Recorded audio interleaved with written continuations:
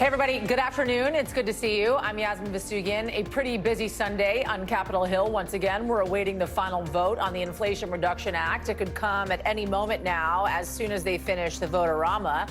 That's the marathon effort by Republicans to really drag out this process. The president eagerly awaiting what's seen as a major victory heading into the midterms as he makes this case that Democrats are actually now getting things done. Plus, the former president bringing his continued focus on election lies to CPAC. Our friends at The Good Liars there as well to talk to the MAGA faithful. The Chinese hacked the machines. There were all kinds of discrepancies.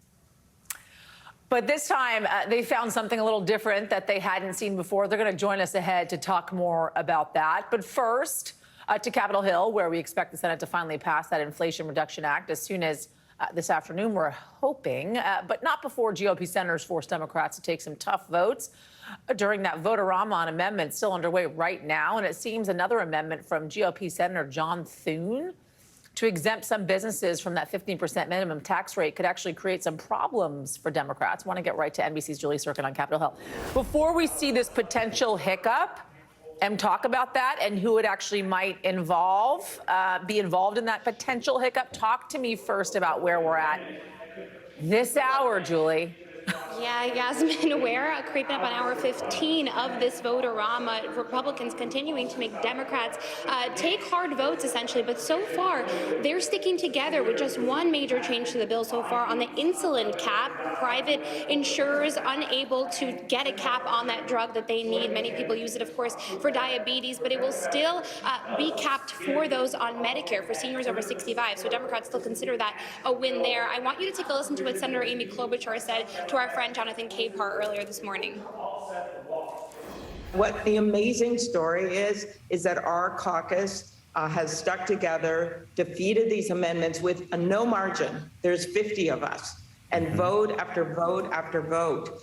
We have done this with no sleep, 11 hours straight. Why? Because we know this bill is finally going to do something about climate change, bring greenhouse gases down 40% by 2030. Finally, my provision, my law bill that I've been working on forever to lift the ban on negotiating less expensive drugs under Medicare. I guess our colleagues are going to vote against that. Makes no sense to me.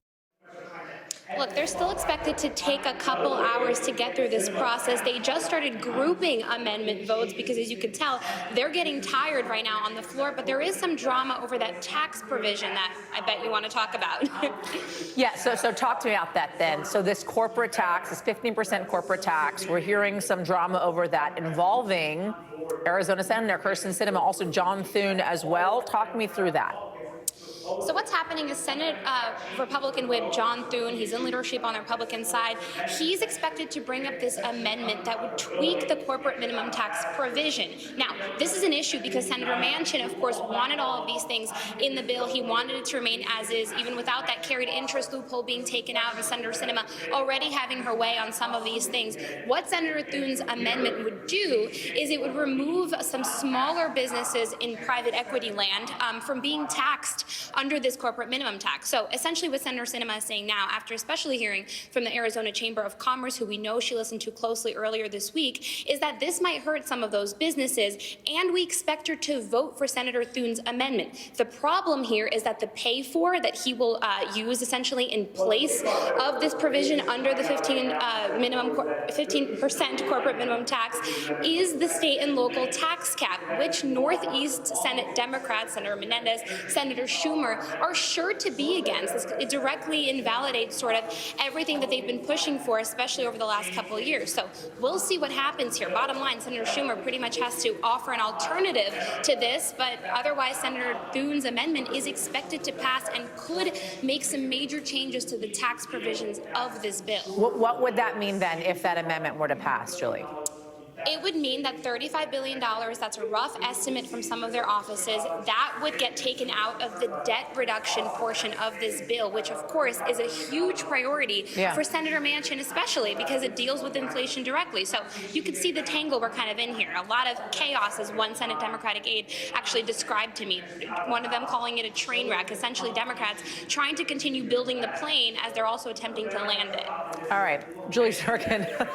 I laughed because there's a lot going on there. You talked us through a lot. We thank you for that. And things are developing by the minute. So tap me on the shoulder if anything develops between now and the next time we talk. Thanks. All right, everybody, as we've been saying, we've been watching some breaking news happening on Capitol Hill, keeping our eyes on that, of course, the passage of this massive spending bill. Want to go back to Julie Sturgeon as we're seeing this all play out. And we talked about a little earlier, Julie, you and I, this hiccup, and we're in the midst of this hiccup happening, right? This amendment proposed by Republican Senator John Thune about this 15% corporate tax rate, some, especially private equity firms, being exempt from that corporate tax rate. And we are now learning Senator Sinema has, in fact, voted yes, along with Georgia Senator John Ossoff as well. What more are you learning, and what could this mean going forward? So here's the big picture, Yasmin, in simple English terms as best as I can describe it. Thune's amendment will win. It will strip out this existing provision in the legislation of the minimum corporate tax that will, in fact, exempt certain businesses or small businesses, subsidiaries essentially of private equity, from qualifying for that $1 billion number. So long story short, this will be taken out of the bill. So Republicans, Senator Sinema, got their way on that. What is different and what is going on now is after this amendment that Senator Thune has brought up will wrap up, Senator Warner is expected to introduce the substitute amendment, which will keep this provision out of the bill, but it will change the pay for. So you got about $35 billion or so that is currently not going to be part of the deficit reduction part of this bill because this is being taken out. But what Democrats are now doing is changing the pay for. So they are actually going to do a 2-year extension of what's called the 2-year limit on cap. So it's basically a 2-year extension that was in the American Rescue Plan. They're going to extend it even further, which essentially means, like, if you're a law firm partner, you have to pay taxes individually and not what the business overall is subject to paying.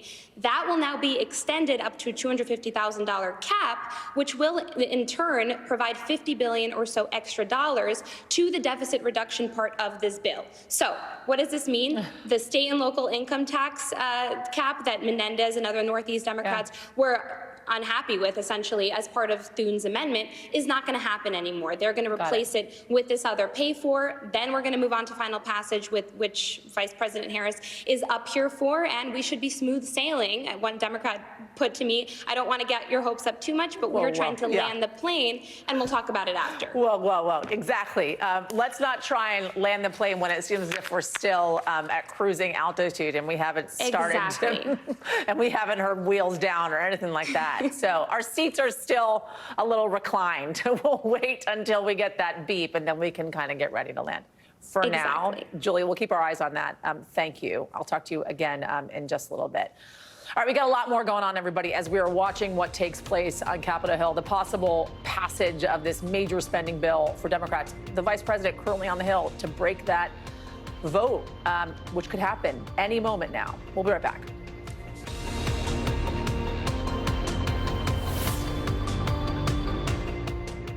Thanks for having us. All right, breaking news, everybody, on the amendment proposed by GOP Senator John Thune. The amendment passed 57 to 43 to exempt some businesses owned by private equity from that 15% tax on businesses.